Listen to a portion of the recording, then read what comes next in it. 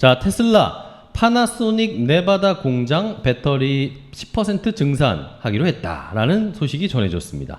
테슬라의 배터리 수요 요구에 맞춰서 파나소닉, 일본의 배터리 제작 회사죠. 파나소닉이 생산 라인을 추가하겠다라는 네. 소식이었습니다. 파나소닉 에너지는 네바다의 기가팩토리에 15번째 생산 라인을 설치할 것이라는 니케이 아시아의 보도, 요것들을 지금 외신들이 주목을 하고 있었습니다. 이러면서 네바다 공장의 생산 능력이 10% 정도 늘어날 것이다 라는 이야기가 나오고 있고요. 테슬라가 최근에 파나소닉에게 얘기를 했답니다. 너희가 만들 수 있는 것만큼 만들어라. 그럼 다 사겠다.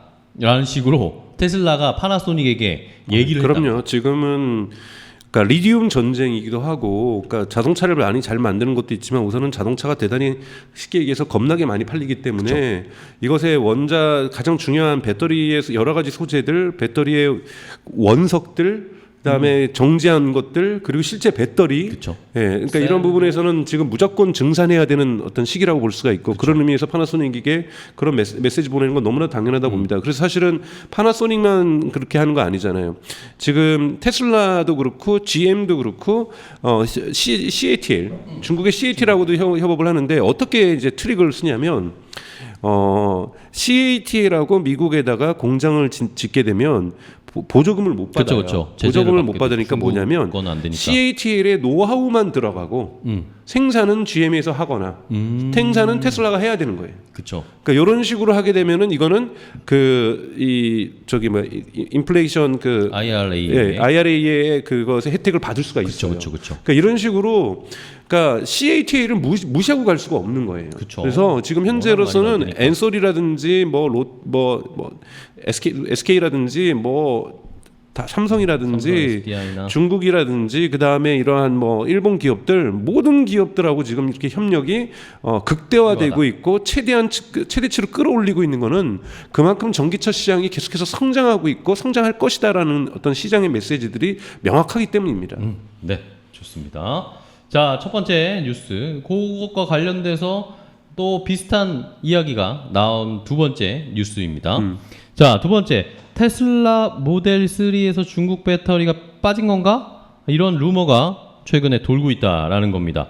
자, 무슨 내용인가 하니 테슬라의 모델 3 전 트림이 미국 시장에서 인플레이션 감축법이 IRA에 따른 $7,500의 세액공제 혜택을 받게 됐답니다. 그러면서 왜 받게 되는 거지?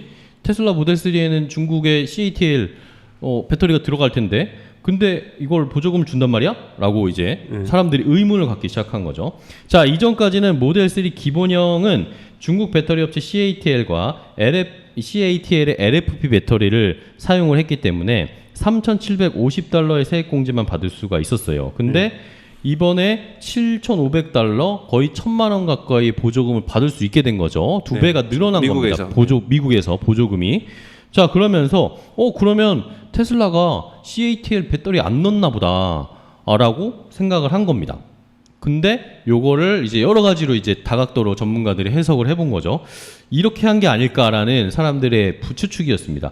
호주나 캐나다 같은 이런 화이트리스트 국가에서 원자재를 받으면서 IRA 원산지 규정을 준수하고 그런 데서 호주나 캐나다에서 가져온다라는 식으로 일단은 한번 수를 쓰고 그런 다음에 배터리 팩을 중국에서 수입하는 대신에 미국에서 조립을 이렇게 해버리면 아까 말씀하신 대로 중국의 CATL의 기술을 미국에서 조립해서 셀을 뿅 만들면 어쨌든 중국이 안 묻으니까 그렇죠? 겉으로 보기에는 중국이 안 묻어나니까 이 보조금 혜택을 받을 수 있게 된 거 아닌가라는 이야기가 나옵니다. 네, 그리고 또 이제 CATL이 들어간 이제 이런 이 모델 같은 경우는 캐나다로 돌려버리고 캐나다로 버리고 다른 나라로 적극적으로 지금 돌리고 있다 그러더라고요. 적극적으로 돌리고 100% 모델 3가 CATL에서 만들어지는 것이 아니기 때문에 나머지 부분들은 다 미국으로 가져가고 그리고 CATL이 들어간 거는 이런 식으로 한 바퀴 돌리고 이런 식으로 해서라도 보조금을 지금 혜택을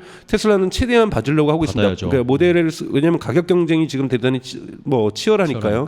여기에서 저가로 해서 왕창 모델 3를 다 팔아버리려고 하는 거고 그리고 심지어는 지난 시간에 저희가 얘기했던 게 충전소 부분에서도 지원금을 받아가지고 개방을 하고 개방을 함과 동시에 충전소를 슈퍼차저를 더 지을 수 있는 돈을 미국 정부로부터 지원받는 땡기는 거고 그렇죠. 이렇게 지금 이제 미국 3대 시장이라 할 수 있는 그러니까 미국과 유럽과 중국 가장 큰 시장 중국과 미국 이 두 가지 시장에서 확실한 입지를 좀 구축하려고 하는 것이 테슬라의 전략이라고 볼 수가 있습니다. 네. 네, 좋습니다.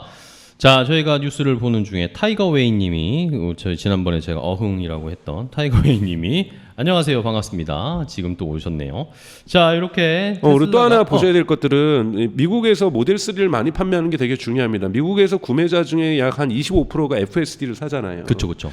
그러니까 FSD를 많이 사면 또 이 FSD가 또 어떤 특징이 있냐면 FSD를 많이 하면 많이 할수록 사람들이 여기서 데이터가 모이거든요. 그렇죠. 쌓이겠죠. 그래서 그러니까 이 흔히 말해서 웨이모, 구글 알파벳에 즉 구글과 알파벳에 있는 웨이모 같은 경우에는 자신들이 가지고 있는 차량을 통해서만 데이터를 수집한다라는 특징을 가지고 있지만 이 테슬라는 이 차주로부터 그렇죠. 이 데이터를 땡기거든요. 그래서 어떤 식으로라든지 이런 식으로 보조금을 팔아서라든지 모델 3를 미국 전역에다가 많이 팔면 많이 팔수록 그쵸. 테슬라의 FSD의 성능이 향상될 가능성이 되게 높아진다는 거고 그리고 또 하나는 저가로 팔아도 문제가 없는 것이 FSD에서 리커링 레비뉴 그러니까 반복적으로 발생하는 FSD 서브스크립션이라든지 이런 것들이 미국에서 발생할 수가 있기 때문에 199달러나 하죠.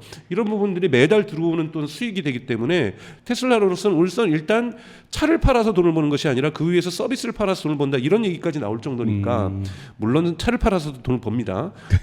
그러니까 이러한 두 가지의 두 마리 토끼를 놓칠 수 있다는 부분, 그러니까 잡을 수 있다는 부분에서 모델 3의 이 보조금을 7,500달러를 받는 것은 대단히 중요한 일이에요. 그러니까요.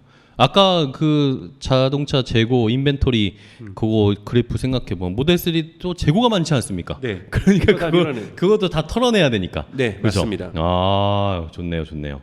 그런 의미에서 지금 어쨌든 7,500달러 보조금 무조건 받아서 모델 3를 털어내려고 하는 테슬라의 그런 움직임들을 좀 확인할 수가 있네요. 좋습니다.